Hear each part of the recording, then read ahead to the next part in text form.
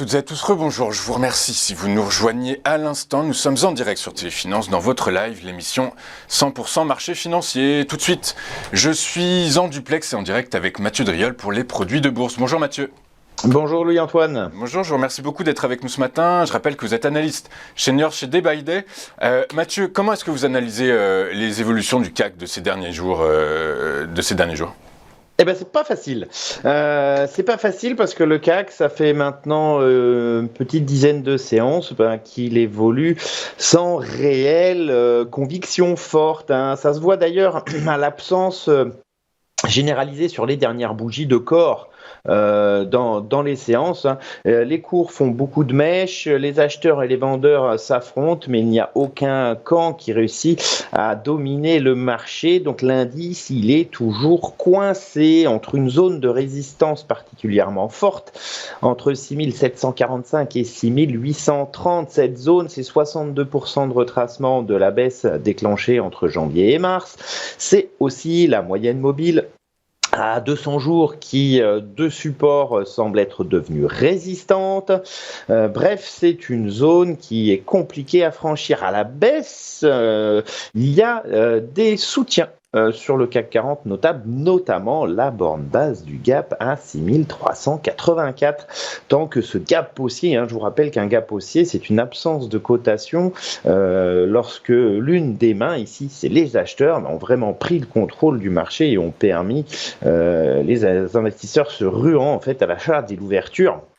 Ça indique vraiment psychologiquement une zone de défense importante des acheteurs, c'est 6384.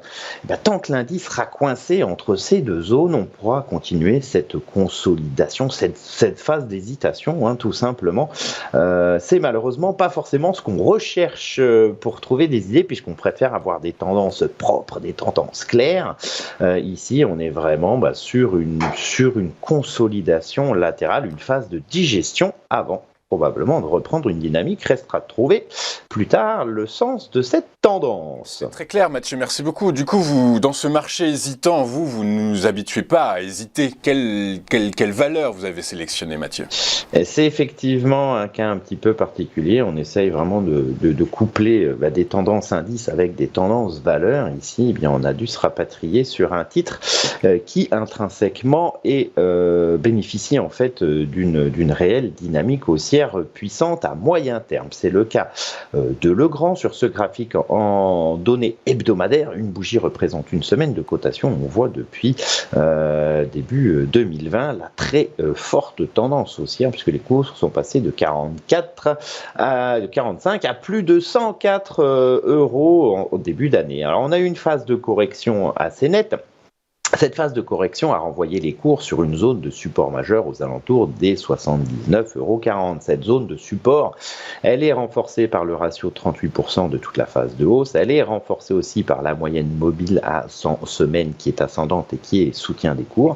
Et cette zone a déjà été testée une première fois il y a quelques semaines de cela et elle a provoqué une phase de rebond. Ça indique réellement la présence d'acheteurs sur ce niveau et on voit les deux récentes dernières bougies qui ont des mèches basses. Ça veut dire que les acheteurs, dès que ça baisse un petit peu, dès qu'on s'approche en fait de la zone de support, ils reviennent à l'achat, défendre la tendance haussière. On est donc haussier à moyen terme sur Legrand. Legrand, avec quel objectif cette hausse, Mathieu ? Il faut aller zoomer sur un horizon de temps un petit peu plus court. Ici, ce graphique est en données quotidiennes. On s'aperçoit bien de l'importance de la zone de support entre 79,50 et 77,50. Donc déjà testé à 2 reprises en mars. On revient à proximité de cette zone depuis quelques séances déjà. Et on voit bien sur les dernières bougies réalisées les nombreuses mèches en fait sur ce niveau. Une mèche signifiant que les vendeurs ont tenté de faire baisser les cours et que les acheteurs sont revenus en force sur le marché.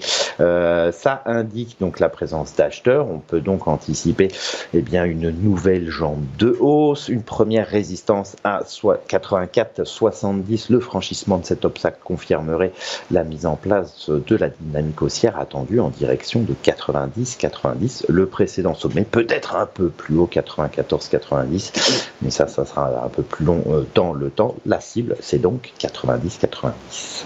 10,90 avec... donc du coup, Mathieu, j'imagine que dans votre besace, vous avez un call à nous proposer. Oui, un turbo illimité best call de Mnemo 5128T, une parité à 0,10, une échéance ouverte pour un levier intéressant à 12. La barrière désactivante étant située aux alentours des 76,53. Elle bouge un petit peu tous les jours. À l'inverse, si vous anticipez une baisse de Legrand, vous pouvez vous porter sur le turbo illimité best put de Mnemo L 142T avec une parité à 0,10, une échéance ouverte, un levier un peu plus faible à 5,70 pour une barrière désactivante à 93,73. 93,73. Je rappelle que ces produits sont très spéculatifs, que l'AMF les classe dans la catégorie 7 et qu'ils sont donc destinés aux investisseurs aguerris.